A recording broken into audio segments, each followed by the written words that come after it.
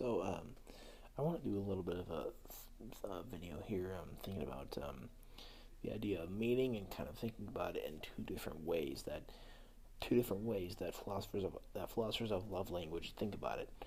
Um, and there's a lot of different theories, a lot of different things in between, and variations of these two. Um, but one of them is um, direct realism. It's like a pure realism about names and about sentences and about what things mean. That any word, any phrase, any predicate, any sentence, um, any name has a direct meaning, whether it be a twofold meaning, like a connotation denotation thing, or a sense in reference thing, um, or something like that. It's a realist, solid theory about meaning, about what predicates and names and sentences and statements mean. Um, Say Frege here. Frege was a realist about meaning. If you read his writings on the philosophy of language, which is the thought, also uh, sense and reference, concept and also concept and object. Um, and there's some other writings. I think he mentioned that a little bit in the Grimlog, and I think he does mention that. And he's a total direct realism. He is a realist about that. Um, that there is a sense and there's usually a sense and a reference about anything. If you think about the morning star, evening star example, um, where the morning star rises in the morning, the evening star rises at night. They're both the same object, i.e., Venus. Um, but the phrase morning star and the phrase evening star both mean different things. They have different senses, however, they have the same reference. Um, Either way, however you're gonna go about it. Um, there are realist theories about names, which are descriptive theories, which say that names describe and that they definitely describe. Um, they have definite descriptions.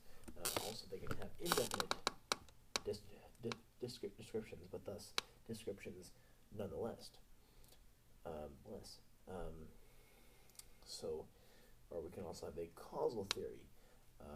How there can be causal connections um, between the between either the saying and the name or whatever.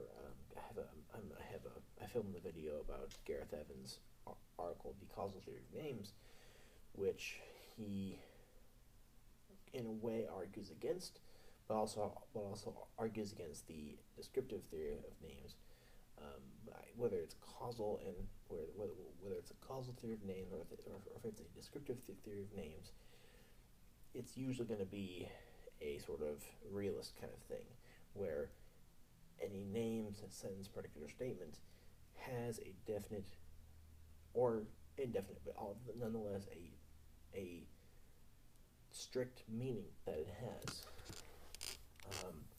And there's not really any sort of context or saying of it that can change the meaning of a certain name or a certain predicate or sentence. While on the other hand, there's the idea of the utterance by philosophers like J.L. Austin and John Searle, who Searle uses the idea of the illocutionary act, and while Austin uses the idea of the performative utterance, and pretty much um,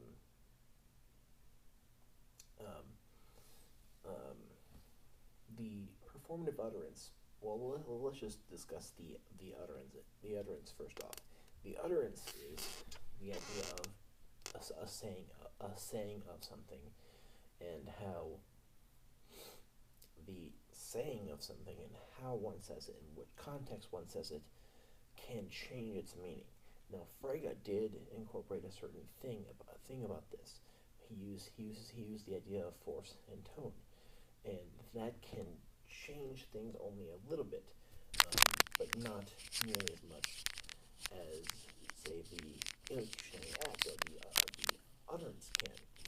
Um, Frege, I have a video in my philosophy of language playlist, which is on this channel.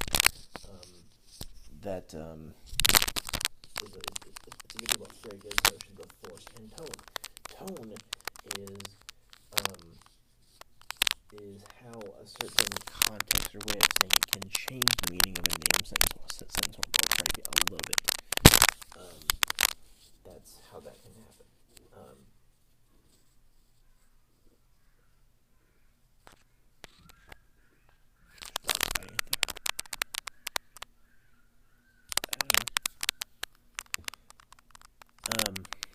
Sorry, that caused me to lose my train of thought quite well. I'm sorry.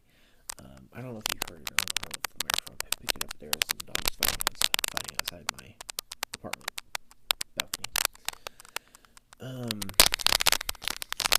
Either way, the utterance is something that a philosopher of language will invoke to say that the way that one says something, or the way that context in which it says it, can make the meaning different, and thus it's not really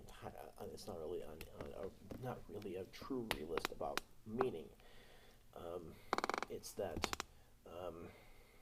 meaning can change. The meaning of a name, sentence, or predicate can change fully, not just change a little bit in the way that tone by Frege can change something. And being more specific, thinking about Austin's performative utterance, a performative utterance is like a promise.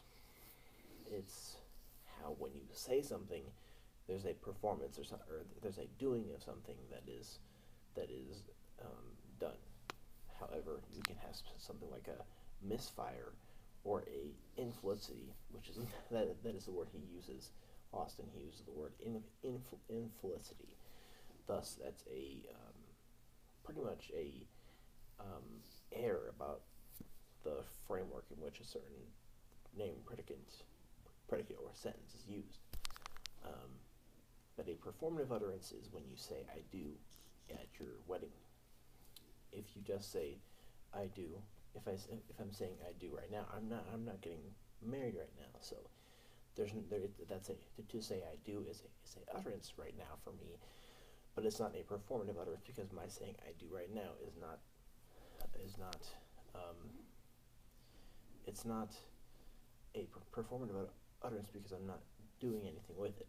However, pretty soon I am getting married soon, and when I'm at my wedding, and I do say "I do," that is a performative utterance, and that I'm performing something, I'm doing something by saying that.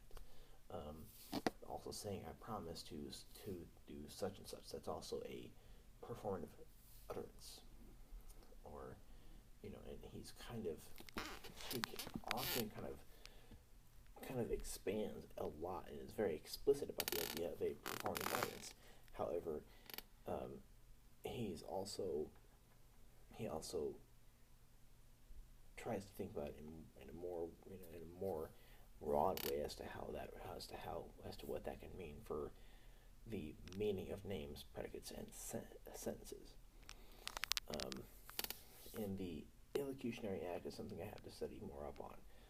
I'm not sure as to how Austin's performative utterance and Searle's illocutionary act, I'm not sure how those two parallel or contrast. But personally myself, I do more on Searle's and Austin's way of thinking about it. I'm not like Frege or Russell, who are realists about meaning. I should have mentioned Russell more. Russell has an article which is called on denoting, which I do have a video about, and he also is a descriptive theorist about meaning, and he also is thus a realist about meaning. So just kind of thinking about this stuff. Let me know your thoughts below.